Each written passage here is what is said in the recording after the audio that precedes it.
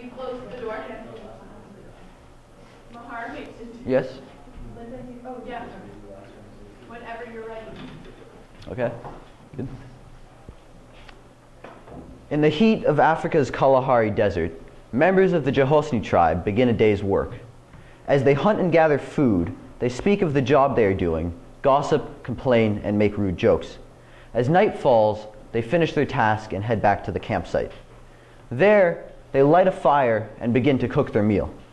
After they finish eating, the elders of the tribe gather the children around them and begin to tell a story. It is a story about the gods, a tale intended to imbue the children with morals. As the story teaches the children of the gods' actions in the desert, it also teaches them where the water holes are, where the game is, and which plants are edible. Since the Bushmen had no written language, and their hunter-gatherer lifestyle required no record keeping, these stories acted as the main vehicle for the transmission of knowledge and culture. The stories lived in the imagination of the elders and children, and were critical in sustaining the hunter-gatherer lifestyle, which in the case of the Jehosni has been going on since the beginning of the human story, making the Kalahari Bushmen one of the longest continuously existent cultures. Flash forward to the modern world, where the family huddles around a TV screen. Instead of speaking to each other, the screen speaks to them. And yet, humanity still flourishes and is still capable of becoming cultured and transmitting culture to the next generation. Culture is defined as the customs, arts, social institutions, achievements, and knowledge of a particular nation or social group. Being cultured simply means being knowledgeable about culture. Today, being cultured is more important than ever because in order to be a successful participant in culture, a vast understanding of it is necessary. This is why we spend more time in school than we have at any point in history. We spend years of our lives in an educational system that has two main focuses: cognitive development and acculturation. Books are at the foundation of this educational system. In hunter-gatherer culture, such as the Kalahari Bushmans, there was no need for a modern educational system. However, 7,000 years ago, life began to get more complex. Humanity began to see the advent of the first great civilizations, one of which was ancient Mesopotamia. The picture you see here being a reconstruction of the gates of Babylon, featured in the Permanence Museum in Berlin. Now, as society began to develop urban centers, there was a need for record keeping, because people now had large possessions such as houses and land, and needed to secure them under the earliest governments. A story was sufficient to tell people where game was, but a story could not tell surveyors exactly how many meters someone's property was, or how much should be paid for services. As this need for record keeping emerged, the ancient Mesopotamians developed pictograms, which were one of the earliest forms of text. This was the beginning of what today we call the book. While the Mesopotamians used clay tablets, other later civilizations used papyrus scrolls, codexes, parchment, and other forms of the book to record and tell their stories. A book today can be defined in the broadest sense as an object that comprehends a treatise put together in any portable form and written on any material. The word itself comes from the Germanic buch, which is a combination of bo, which means beech as in the tree, and boka, which means letter. This combination came about because the Germanic people engraved runic letters on beechwood tablets to tell their stories. Today, the book has found a place of permanence in our society because it was and is central to cultural transmission. The idea that I state here in my thesis has been around for a long time. As 1865 art critic, social thinker, and philanthropist John Ruskin put it, a book is essentially not a talked thing, but a written thing, and written not with the view of mere communication, but of permanence.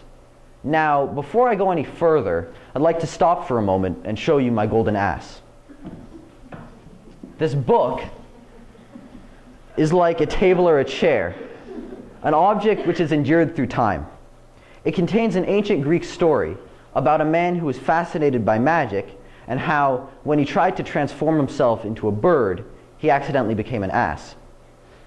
Translated and printed in England in 1823 on recycled rags, the author's message is as clear today as it was to readers 200 years ago. Just imagine how many people have read and held this book. Now, as I said before, the origin of the book can be traced to pictograms, which appeared on clay tablets 5,000 years ago. The tablets were used to record economic activity, everything from property to beer rations and salaries. The economy is one of the 5 social institutions that make up culture, and tablets made it possible to record and transmit the story of early economic data, even to present day. Once society had moved from a hunter-gatherer lifestyle to an urban agricultural lifestyle of Mesopotamia, people stopped living in small groups that would gather around campfires when it got dark. Because of this change in lifestyle, the oral tradition began to die out. Instead of stories being transmitted orally, scribes began to write them down on clay tablets using cuneiform, another early form of text. The earliest recorded stories on tablets is the earliest recorded story on tablets is the Epic of Gilgamesh, which was composed 3,000 years ago in ancient Mesopotamia. This is one of the tablets it was written on. The story contained on the Mesopotamians' tablets is that of an evil king and his exploits, but it also makes up the basis for ancient Mesopotamian religion. Religion is central to most ancient cultures in that it is critical for their survival. Religion has a central place in society because it makes up the identities of cultures and puts in place a system of values, since it outlines expectations for behavior and ideals. As a result, religion is another one of the 5 social institutions that make up culture. Books are central in the transmission of religion, whether they are the Bible, Torah, Quran, Ramayana, or others, because they tell the stories and discuss the values that are central to religion.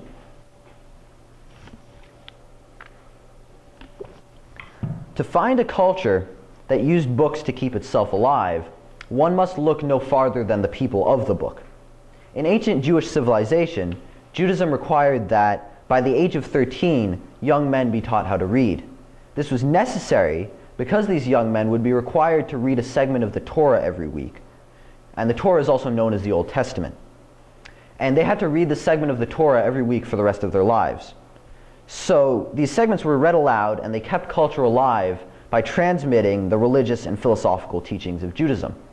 When the Jews migrated from the Middle East to Europe, they were able to keep their culture alive because each Jewish family read the Torah, and that was something that they shared with every other Jewish family.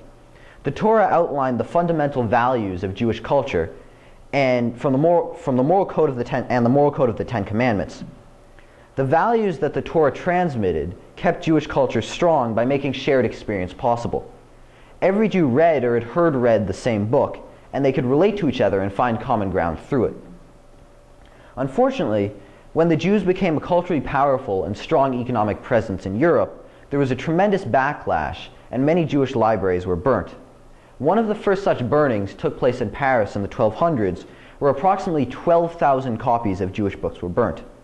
The Talmud, another Jewish book, fell under particular focus because it contained hundreds of years of commentary on the Torah from ancient Jewish scholars, making it a strong transmitter of culture.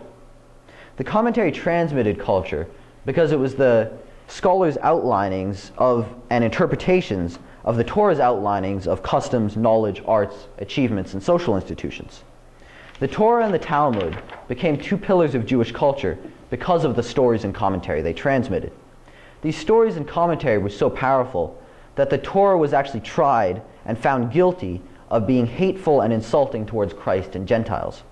Pope Gregory IX called for the first burnings because he understood the cultural benefits that the Jews got from reading the Talmud, a 2,300-page, and in that time handwritten book.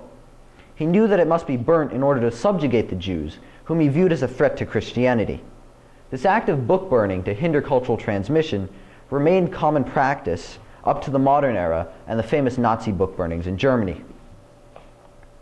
In the mid-1400s in Mainz, Germany, the book and its role underwent a major revolution when Johannes Gutenberg printed a Bible on his uniquely designed printing press.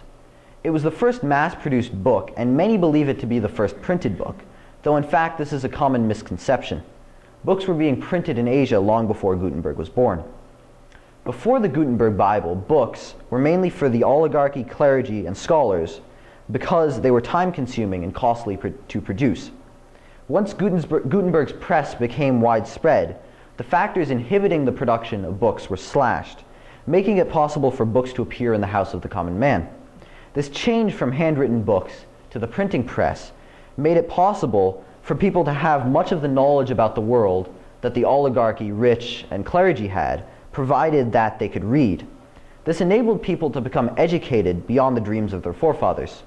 Knowledge started to become more egalitarian. The knowledge that books were able to transmit led to people questioning authority once they became educated enough to do so, allowing books to transmit ideas about what culture should be. Two prominent examples of this phenomena are Common Sense by Thomas Paine, which helped spark the American Revolution, and the Communist Manifesto by Karl Marx and Frederick Engels, which supported revolutions in Russia, China, North Korea, Cuba, and other countries. As the Communist Manifesto and Common Sense both show, what starts out in the imagination of an author can, once turned into a book, move entire nations. Much of culture is made up of stories. We use these stories to transmit everything from religion to economic theory. To tell a good story requires excellent communication and cognitive skills. Books not only transmit culture because they are a powerful form of communicating stories, but because they enhance our ability to communicate effectively. The book today has been proven in numerous recent studies to be central to the development of effective communication. A study by researchers at Berkeley University found that reading could improve vocabulary because you often encounter words that you haven't seen before. It also showed that the book can help develop cognitive skills because reading an interesting book requires analytical thought and the use of your imagination to picture the scenes described. A study by the New School for Social Research in New York found that reading literary fiction can improve empathy because reading forces you to relate to the characters. Another study at Temple University even found that frequent readers can have higher IQs than those who don't read as often because of the book's ability to improve our ability to communicate and analyze the emotions and actions of others. Those with higher IQs can be better writers, more capable of expressing themselves through books. This phenomenon makes books and cultural transmission interdependent. Those who read get culture transmitted to them and develop themselves intellectually, making themselves better readers and writers, and in turn better able to transmit culture. The American Academy of Pediatrics recently put out a recommendation to its membership that they tell parents to read out loud to their children starting from the late stages of infancy. The research behind this recommendation is solid and conclusive. Reading out loud to an infant or toddler has been shown to enhance vocabulary and communication skills.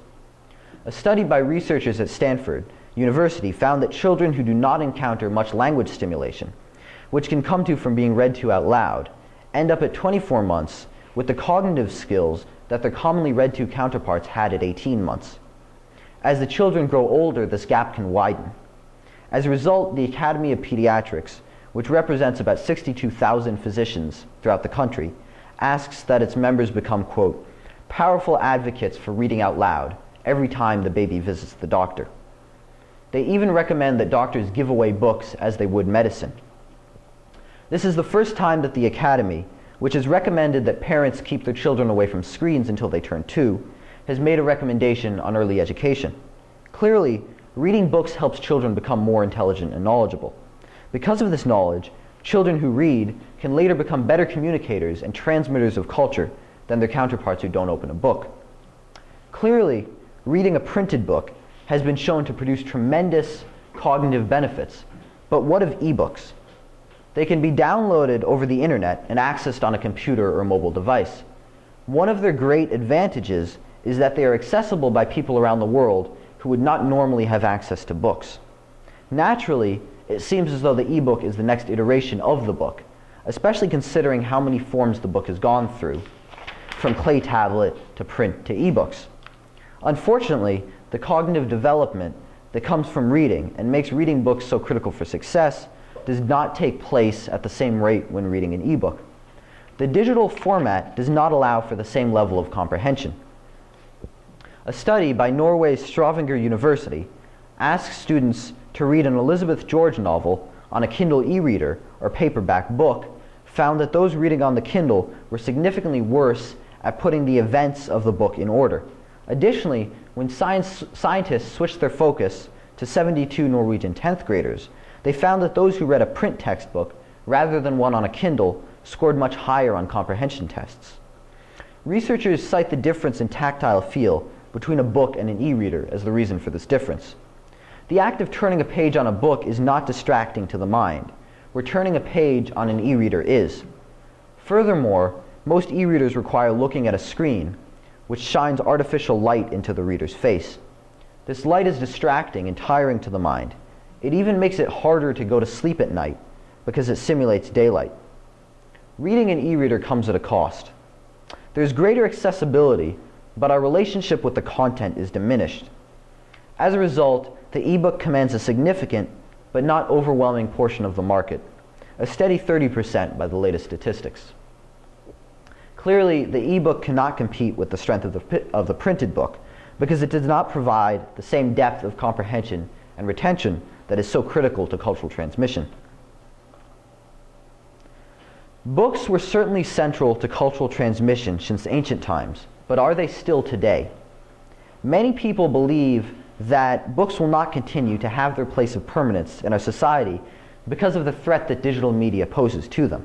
After all, a Pew study found that teens spend about 7.5 hours consuming digital media, while only 17% of 17-year-olds are daily readers. Nevertheless, books are still central to cultural transmission. They are central because they are the best technology, whether electronic or print, of telling stories with any depth. Carolyn Reedy, the CEO of Simon & Schuster, one of the 5 largest publishing companies in the world, makes this point in an interview I had with her last April in her office at the Simon & Schuster corporate headquarters in New York City.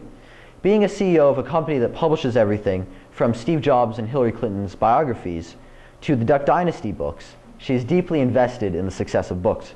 I asked her if the book has a future, and if so, why.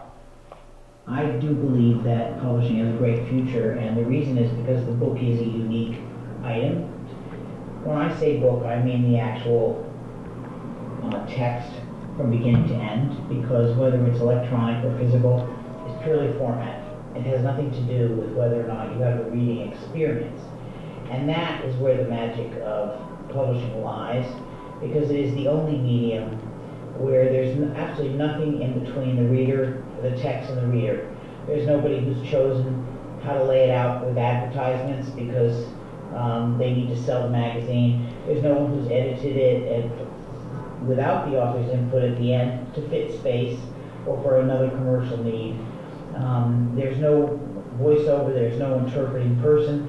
It's really the writer talking directly to the reader, and it's really in that space between the words and the reader where the magic happens, because books, between the words and comprehension, there is a place of where you learn empathy, you learn understanding, you learn interpretation. That is only because you get out of it what the reader puts in it by interacting with the writer. And there's no other relationship to media that is exactly the same. Video, movies, etc. Assault you from all sides, visual as well as your hearing, as well as the words that are spoken and everything else. But a book, it's really, the reader reads those words and interprets it for him or herself and gets out of it what he or she is willing to put in it. And that is really, there's nothing like it. So I don't believe that the joy of reading, what it gives the human, will end. And it shouldn't end, and I don't believe it will end, because I don't think there's anything that replaces it. This connection between reader and writer of books that Carolyn speaks of explains why the classics remain so popular to this day. In a survey of 40,000 residents of the UK, the BBC found that the average survey taker had read 33 books considered to be classics, ranging from the Odyssey to Harry Potter. This also explains the widespread phenomena of people liking the book more than the movie, because a book, unlike a movie, delivers this connection between reader and author. Al Zuckerman, who is a literary agent and owner of Writers House, an agency that represents the contracts of authors such as Christopher Poloni, the author of Aragon, the writer of Aragon, John Green, the author of The Fault in Our Stars, and Stephen Hawking, points this out in an interview I arranged with him during a visit to our house. But people seem to get a certain satisfaction and joy and fascination with books that they can't get from any other form. if you, for example, go to see this movie, The Fault in Our Stars, which is a wonderful movie, and then read the book, or read the book first and then see the movie, I think you will enjoy the book more than the movie. Now, you know, it isn't quite instant gratification because it may take you 10 or 12 hours to read the book, and the movie is only an hour and a half. So you can get the essence of the story in a movie, but you don't get it with the depth and the richness that comes in a book. As Carolyn and Al have both shown, the book has a central and special role in our culture because of the unique and invaluable qualities that it provides. But does the physical book have a future in our highly digitalized world? I asked this question in a Skype interview to one of the world's leading publishers, David Young, in his London office. He's the chairman of the board and former CEO of Hachette Book Group, the publishers of Twilight, Marcus Luttrell, the author of Lone Survivor, James Patterson, Michael Conley, and many other best-selling authors. I'm convinced that the book will be here long after I am dust and you are dust. And that is because it is a perfectly evolved object that if Mr. Gutenberg or Mr. Caxton, who printed the first Bible in London, were able to time travel to the 21st century, they would recognize the book as the object that they produced 6 centuries ago. Paper imposed on sheets, folded and sewn between boards. It's a perfect object that continues to be produced in the same form. They would marvel at the technology that was used to produce books now. Gutenberg and Caxton produced books one sheet of paper at a time and bound those papers in boards to produce a single copy. They would marvel at the technology used to produce books, such as the Heidelberg press shown here. In a modern printing plant, presses like these can produce hundreds of thousands of books in a day. Gutenberg and Caxton would also marvel at the sheer number of books that are being produced and shipped throughout the world. During my visit to Simon & Schuster, I had the opportunity to see one of their warehouses in Riverside, New Jersey. There they ship over 150 million books annually, which amounts to over $1 billion in books moving through the building.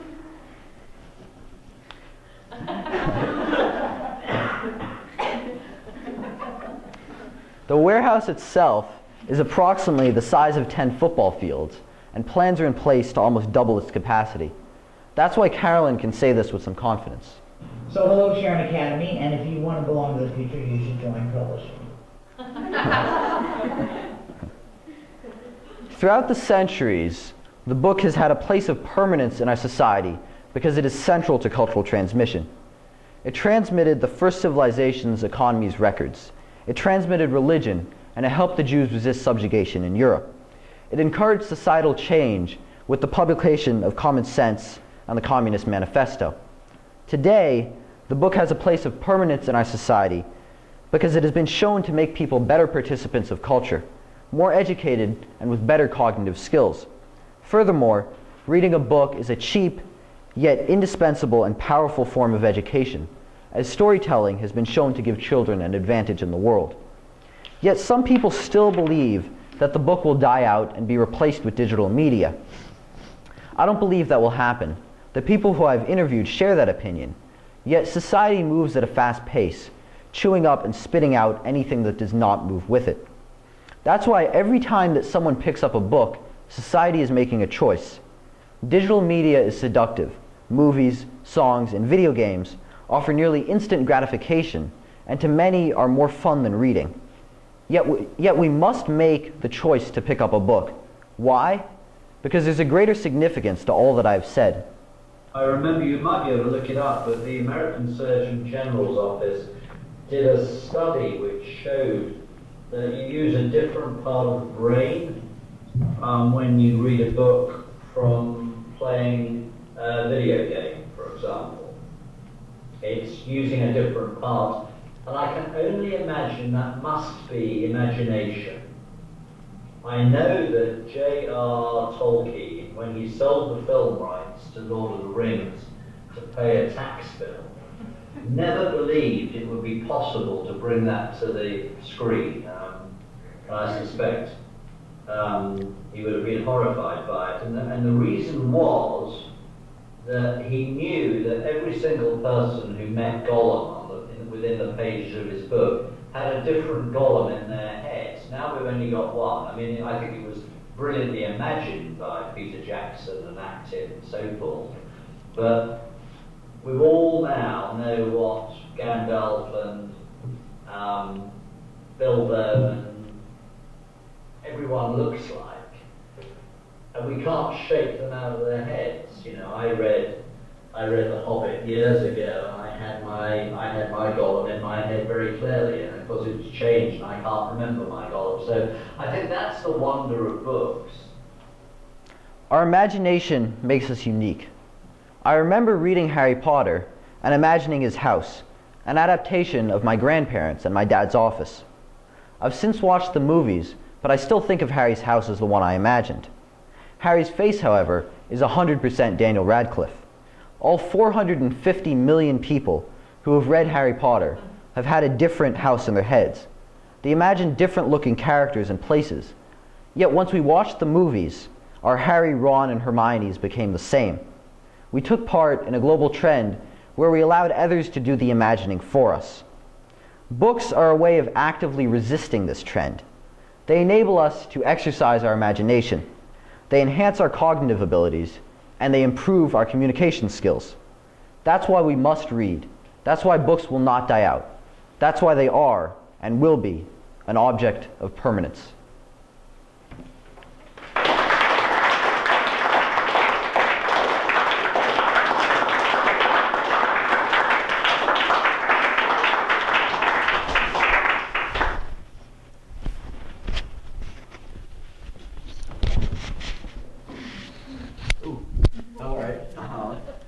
It's going to sound bad on the video, but any questions, I guess?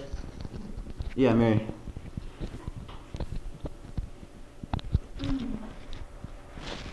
What do we do about the problem of reading? You've totally convinced me, but I wonder if in all of your explorations on this topic and your whole life experiencing books and reading, if you've thought about reading as an issue also. So are fewer and fewer people learning how to read? Are we not learning how to read the way we used to? And I'm asking this because in my limited experience thinking about this, I have encountered that one of the major reasons people are reading less and less is because they're less and less good readers. They are poorer readers. They don't learn how to read fast enough to comprehend. There's reading issues. And so I wonder just if you encountered that, if in these interviews that was brought up as part of Reading issues. Yeah. I've encountered that, not in the interviews, but I was reading an article that explained a lot of the benefits of reading books, and they were talking about how when we read on a computer on Facebook, we tend to read in an F pattern. So we'll read the top line, and then we'll skim, and we'll never get to the end of the page. But they actually said that reading a book combats this. Right. So the more you read, the better you get at reading. Right, exactly. So I see reading as an antidote to a problem of not being able to read. Thatcher? You said in order for your child to have good vocabulary, you should read to them at a young age, but they shouldn't watch TV until they're 2. Could you explain how hearing a story on TV is different than hearing your parents say a story while reading it to you? Because on the TV, it's not just the words, and you don't use your imagination. You watch the scene that is put in front of you.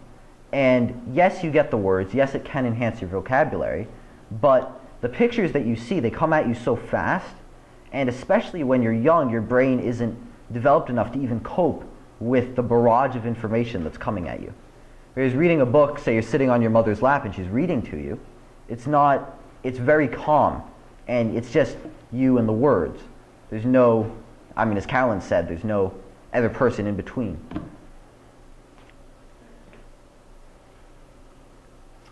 What? A couple years ago, we we had a path class in the gym with Michael, and he was talking about communication. He was talking about how texts are way worse than actual calling someone or actually talking to someone in person. And he was saying that the actual words of a conversation only make up about 2%, or it was significantly less than 10% of the communication. So how is a book a better form of communication than watching a movie, because you get to get all the tone and the body language and the words as well? Well, okay, so actually this is an interesting thing. I remember Socrates, he actually saw books as a diminishment of the oral tradition, because face-to-face communication is really the most superior form of communication. That said, when you're watching a movie, that isn't face-to-face communication. That's an actor who's been told what to say, reacting in a certain way. It's basically the director, whoever wrote the thing, is imagining it and having these puppets acted out. So it's not the same as someone talking to you or someone expressing their personal emotions to you. Tate? How much does the type or genre of books matter? How much does the type? Classics versus, Oh. newer ones, I guess. Well, there's actually literary fiction, which enhances empathy. Like, more complicated books, more advanced books, they provide more, but they take more to get that level of enhanced comprehension, cognitive abilities. So there's definitely a line. But also when you're younger, more simple books can still be tremendously beneficial. So it's about pushing your own reading ability, I would say.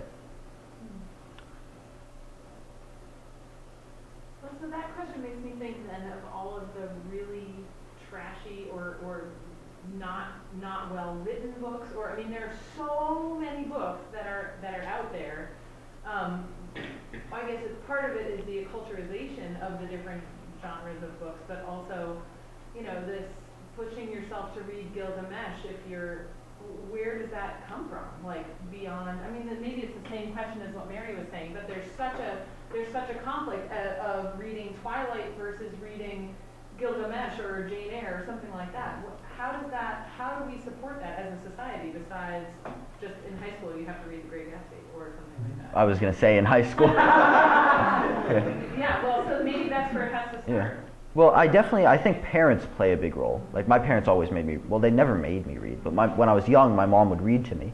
And then my mom, like, yeah, that's my mom. Yeah. But Mom wouldn't read enough.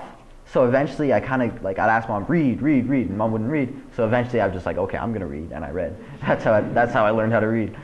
But, so I think parents play a key role in sort of imbuing that desire to read and discover things in books into the children. And if the parents aren't going to do it, the school's got to do it.